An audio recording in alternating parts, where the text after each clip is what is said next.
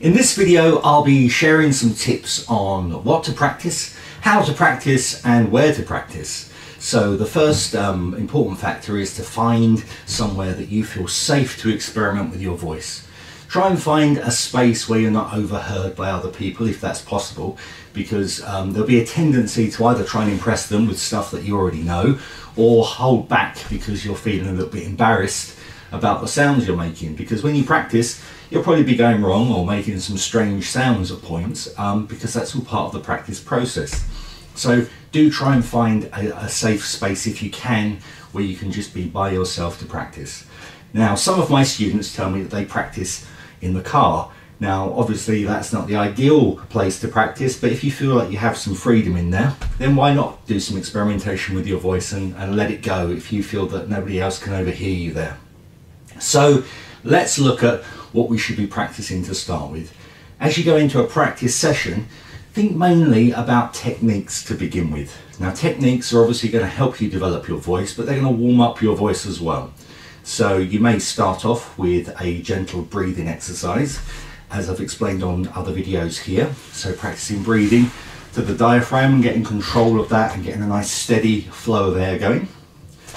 You may then also be wanting to slide your voice or bubble with lip rolling, which I'll explain on another video. And that's just to get the vocal cords nice and warm. You may want to experiment with the ha-he technique, which is also covered in another video, which works not only the vocal cords, but also the shapes of the mouth as well. So once you've warmed up your voice there, then really experiment with some of the areas that you want to strengthen. Now, there are techniques covered on other videos again, like the dunning exercises, the bibbing exercises for pitching and rhythm. And once you've gone through those as a process, as a separate entity from the actual song that you're wanting to work on, then you can begin to get into the flow of working on material. Now, you need to practice all of these techniques purely for technique's sake. Now, if you were wanting to lose weight, for example, you could follow a whole variety of different diets. There are millions of diets out there, but the main thing is you would need to do more exercise and eat more healthily. That's the basis of any diet. So whichever technique you rely on, that's the way forward. And with singing, whether you're picking up tips from me or other people, or you're having singing lessons, the main kind of thing that's going to help you move forward is practicing and understanding your voice. So really do make a point of working on techniques as well as just songs.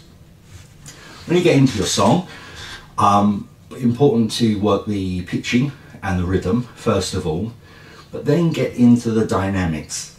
As I've mentioned before, the dynamics are really important for shaping a song and for giving it personality, your own unique flavour, and it will also pull your audience in to help you really kind of get stuck into the emotion. So let me give you a quick example of that. I'm just going to play a piano piece now, and I'm going to play it two different ways just so you can see how that works.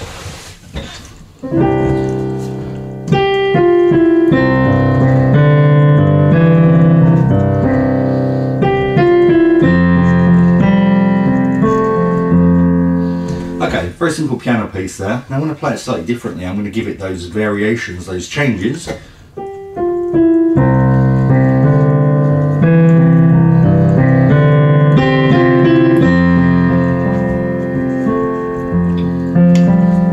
Now, just with volume changes, you can hear that the second one seemed to carry a lot more emotion. Seemed like I was putting my heart and soul into the second one, whereas the first one, the notes were right, but it didn't seem to have that pull. So that's why it's important to give dynamic change to your songs. Now, when you're singing a song, the notes are often gone before you had a chance to really think about what it is you're doing with them. So one of my favourite practice techniques is to put the backing track on, or to start with my piano so I can get an idea of what key I'm going to be in, and then break the song down literally note by note in an a cappella way. So I'll be singing without any music, but giving myself as much time as I need to play with the sound or the notes. So for example, if I were to sing the line I know it sounds funny, but I just can't stand the pain. Then I might, after I've got the initial key, I then might go, right, the first note was I, and so I might then go I, taking it wide, and then I, taking it open, and then perhaps playing with moving between the two. So I, or I, and you can hear how the sound changes there. So I'm making sure first of all that my pitching is okay, and then I'm seeing where I can place the sound.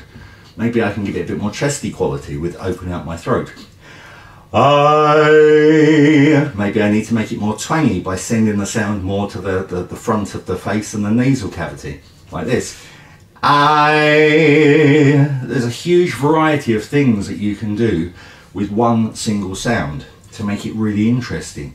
And if you break a song down and don't move on to the next note until you're very happy with the note that you've done before, building up a song in that way gives you the opportunity to really think about the technique and what you're doing with each song.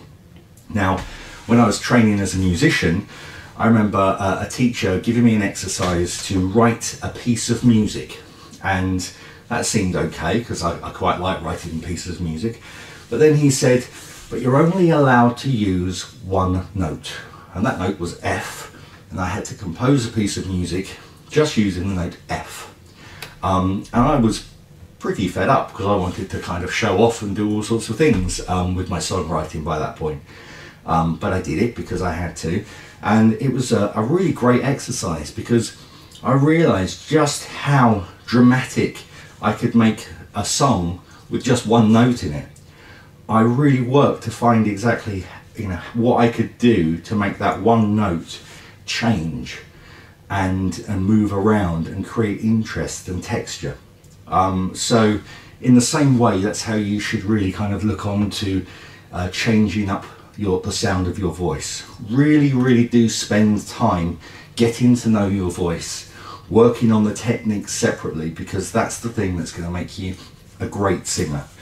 And I really can't stress the importance of breaking that down and working hard on it. If you're looking for quick results with learning to sing, I'm afraid to say that it's one of those things that you have to put some dedication into and really work to get, you know, some sort of mastery over the art.